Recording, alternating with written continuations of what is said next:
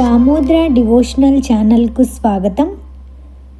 ఈరోజు మనము ఈ 30 రోజులు ధనుర్మాసం 30 రోజులు కూడా విశేష పాసురముల రోజు ఎటువంటి ఆరగింపులు పెట్టాలి అంటే ఏమేమి రకాలు పెరుమాళ్ళకి ప్రీతిగా ఆరగింపు పెట్టాలి అన్న విషయాలని చూద్దామా.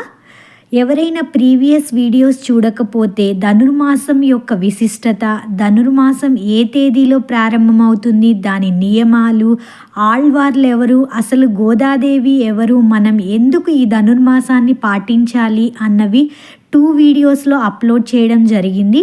ఆ 2 వీడియోస్ లింక్ కూడా కింద డిస్క్రిప్షన్లో ఇస్తాను. ఎవరైనా చూడని వాళ్ళు ఉంటే చూడండి. ఈ 30 రోజులు కూడా ఉల్లి వెల్లుల్లి తినకూడదండి అస్సలు. ఫస్ట్ ఈ ధనుర్మాసం 30 రోజులు కూడా ప్రతిరోజు కుదిరితే తప్పకుండా వెన్పొంగలి దద్దోజనం, వెన్పొంగల్నే కట్టె పొంగలి అంటారు.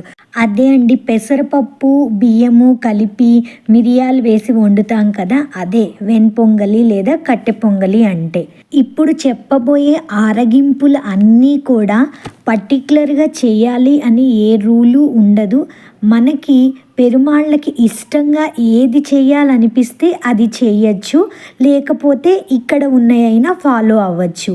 ఇవి మా అయ్యగారి తిరుమాళికలు ప్రతి సంవత్సరము ప్రతి పాసురానికి చేసే ఆరగింపులు మాకు తెలిసింది చెప్తున్నాము. మార్గళి తింగళ్ మొదటి పాసురం రోజు 5 రకాల ఆరగింపులు, మొదటి రోజు ఆఖరి రోజు కూడా 5 రకాల ఆరగింపులు చేస్తారు. ఆ 5 రకాలు ఏమిటి అంటే వెన్పొంగలి, దద్దోజనం, పొంగలి, సుండలు, పులిహేర. నెక్స్ట్ ఓంగి ఉలగనంద స్టార్ పాసురాలు ఉన్న రోజే ప్రత్యేకమైన ఆరగింపులు, మిగిలిన అన్ని రోజులు వెన్పొంగలి దద్దోజనం కామన్. ఓంగి ఉలగనంద 3వ పాసురం రోజు చింతపండు పులిహార, చక్కెర పొంగలి అన్నది విశేషంగా చేస్తారు. నెక్స్ట్ 9వ పాసురం తూమణి మాడత్తు పాసురం రోజు మనం బట్టలు పెట్టుకుంటారు చాలామంది. దీపాలు 9 వెలిగిస్తారు. అంటే ఒకటే ప్రమిదలో 9 ఒత్తులు వేసి, ఒక ఒత్తి అంటే 2 కలిపి ఒకటిగా చేస్తాం కదండి, అలా 9 వేసి చేయొచ్చు. లేదు అంటే ఒక ప్రమిదలో 5 ఒత్తులు, ఒక ప్రమిదలో 4 ఒత్తులు, అట్లా అయినా దీపాలు 9 వెలిగించడం అన్నది కామన్గా జరగాల్సిందనమాట. రవ్వ లడ్డు, చక్కెరాలు కూడా ఈరోజు తూమణి మాడత్తు రోజు విశేషంగా చేస్తారు. ఈ రవ్వ లడ్డు చేయడాన్ని ఇక్కడ పంచకజ్జాయం అంటారు. అంటే 5 రకాలతో చేస్తారు. రవ్వ లడ్డులో మనం ఏం చేస్తాం, పంచదార, కొబ్బరి, రవ్వ, యాలకులు, జీడిపప్పు ఇలా 5 రకాలు పెడతాం కదండి, అందుకని దీన్ని పంచకజ్జాయం అంటారు. ఇంకా కొంతమంది ఏం చేస్తారంటే చక్కెరం చేసి ఆ చక్కెరం మీద దీపాలు పెడతారు. అట్లా కూడా చేయొచ్చు, లేదా చక్రాలు ఆరగింపుగా చేసి పెట్టచ్చు. 15వ పాసురం ఎల్లె ఇళంగిలియే రోజు పాలతో ఏదైనా మనకి నచ్చినది, పాలతో మధురం ఏదైనా సరే చేసి పెట్టచ్చు. 16వ పాసురం నాయగ రోజు మధురం అన్నది ఆరగింపుగా నివేదించాలి. ఈ మధురంలో మనము బొబ్బట్లు చేసుకోవచ్చు, ఇంకా ఏదైనా చేసుకోవచ్చు. కాకపోతే నాయగ రోజు మా అమ్మగారు వాళ్ళ ఇంట్లో ప్రత్యేకంగా బొబ్బట్లు, లేకపోతే హల్వా పూరి, ఒకరోజు హల్వా పూరి చేస్తే ఒకరోజు బొబ్బట్లు, అలాగా మార్చి చేసేవాళ్ళు అన్నమాట. ఇక్కడ 15, 16, 17, 18 4 రోజులు విశేష పాసురాలే అండి. అందుకని ఈ 4 రోజులు వరుసగా విశేషంగా చేసుకుంటాము. 17వ పాసురం రోజు అంబరమే తన్నీరే పాసురం రోజు బట్టలు పెట్టుకుంటాము. మరియు గుగ్గిళ్ళు, ఏదైనా కాబోలి చెన్న అయినా, బ్లాక్ చెన్న అయినా, ఏదో ఒకటి అలచందలైనా ఏదో ఒక గుగ్గిళ్ళు అన్నది ఆరగింపుగా పెట్టుకుంటాము.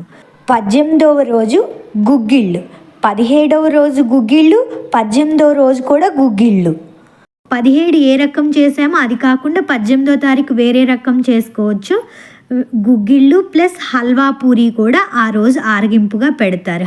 ఇప్పుడు 16వ పాసురం 18వ పాసురం 2 రోజులు, ఒకరోజు హల్వా పూరి, ఒకరోజు బొబ్బట్లు చెప్పాం కదండి. ఈ కుదరకపోతే ముందు రోజు బొబ్బట్లు చేయొచ్చు, తర్వాత రోజు హల్వా పూరి అట్లా మార్చుకొనైనా చేయొచ్చు అనమాట. 19వ పాసురం రోజు గుత్తి దీపాలు, కుత్తు విளக்கெளிయ పాసురం రోజు గుత్తి దీపాలు వెలిగించాలి. గుత్తిగా అంటే ఒకటే ప్రమిదలో ఎక్కువ ఒత్తులు వేసి దీపాలు వెలిగించాలి. దాన్నే గుత్తి దీపాలు అంటారు.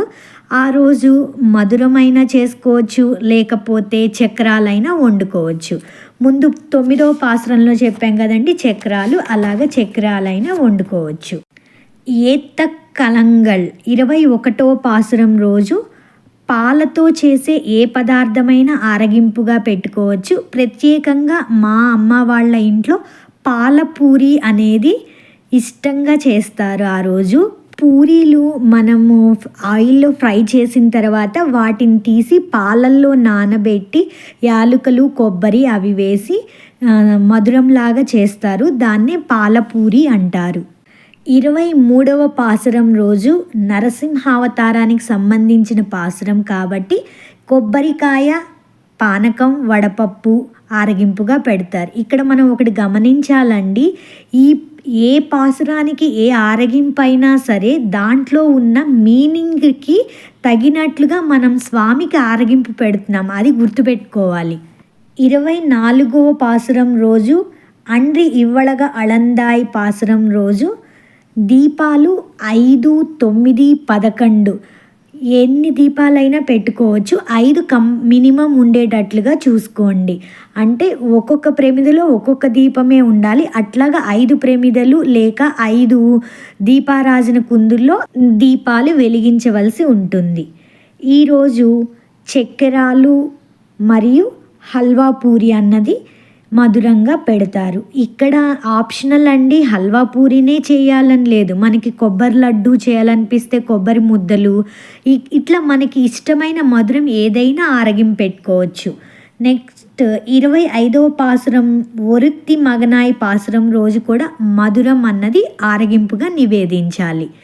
26వ పాసురం మాలే మణివన్న రోజు పూలమాల స్వామికి నివేదించాలి. అదేంటి రోజు పూలు పెడతాం కదా, ఈరోజు విశేషం ఏంటి అంటే రోజు మాల వేసినా వేయకపోయిన ఫోటో అనుకోండి, ఆ రోజు ఆ ఫోటోకి మాల వేయండి. అదే విగ్రహాలు అనుకోండి, ఆ కృష్ణయ్యకో ఆ గోదాదేవికో ఎక్కువ పూలతో పూజ చేయండి అంతే. 27 కూడారై పాసురం రోజు పొంగలి, నెయ్యి మోచేయి కిందకి దాటేటట్లు కారేటట్లుగా ఆ రోజు పొంగల్ చేస్తారు కదా అది. 28 కరవైగల్ పిన్సెండ్రు పాసురం రోజు కదంబ పులుసు, అంటే రకరకాల వెజిటేబుల్స్ అన్నీ వేసి చింతపండు, సాంబార్ పొడి వేసి చేస్తారు కదా. ఈ కదంబ పులుసునే బిస్పిల్లా బాత్ అని కొందరు, సాంబార్ రైస్ అని కొందరు, వెజ్ కిచిడి అని పిలుస్తూ ఉంటారు. ఏదైనా సరే. 29వ పాసురం సిత్తుం సిరకాలే, ఇవి సిత్తుం సిరకారే, వంగక్కడల్, ఈ 2 శాత్తుమరై పాసురాలు కదండి. ఈ 2 రోజులు కూడా 5 రకాల ఆరగింపులు మనము పెట్టవచ్చు. కుదరకపోతే సిత్తుం సిరకాలే రోజు 2, ఒక మధురము వెన్పొంగలి పెట్టి వంగక్కడల్ రోజు 5 రకాల ఆరగింపులు పెట్టాలి. ఇంతటితో భోగి పండగ రోజుతో మనకి ఫినిష్ అవుతుంది. కాకపోతే సంక్రాంతి రోజు కూడా ఏదో ఒకటి స్వామికి ఆరగింపు, ఇన్ని రోజులు 30 రోజులు చేసి ఉంటాం కదా, నెక్స్ట్ ఆ రోజు కూడా వెన్పొంగలి, దద్దోజనం ఆరగింపుగా పెట్టుకుంటే బాగుంటుంది సంక్రాంతి రోజు కూడా. ఈ వీడియో మీకు ఎంతో కొంత ఉపయోగపడిందనే అనుకుంటున్నాను. సర్వం శ్రీకృష్ణార్పణమస్తు. ఆండాల్ తిరువడిగళే శరణం.